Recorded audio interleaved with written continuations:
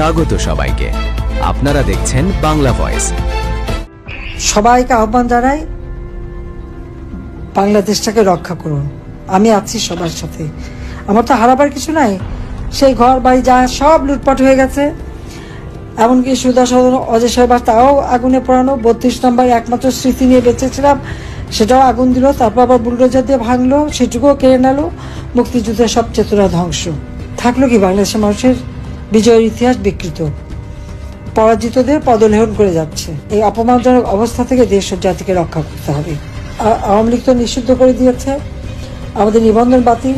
ছাত্রলীগ নিষিদ্ধ, যে দলটি 1949 সালে প্রতিষ্ঠার লগ্ন থেকে এদেশের মানুষের অধিকার প্রতিষ্ঠার জন্য সংগ্রাম করে স্বাধীনতা এনে দিয়েছে, অর্থনৈতিক মুক্তি এনে দিয়েছে, উন্নয়নশীল দেশের মর্যাদায় বাংলাদেশকে উন্নীত করেছে। স্বাধীনতার পর মাত্র 3 বছর 7 মাস 3 দিন জাতির পিতা বঙ্গবন্ধু শেখ মুজিব ক্ষমতায় ছিলেন। ওই সময়ের মধ্যে বাংলাদেশকে স্বল্পোন্নত দেশে উন্নীত করেছিলেন। প্রবৃদ্ধির 9 ভাগে তিনি তুলেছিলেন, যা আজ পর্যন্ত কেউ করতে পারেনি। তাঁরই পদাঙ্ক অনুসরণ করে আমরা বাংলাদেশকে সুবর্ণ জয়ন্তী যখন আমরা উদযাপন করি, জাতির পিতার জন্মশতবার্ষিকী উদযাপন করি, সেই সময় আমরা উন্নয়নশীল দেশের মর্যাদায় বাংলাদেশকে উন্নীত করেছি।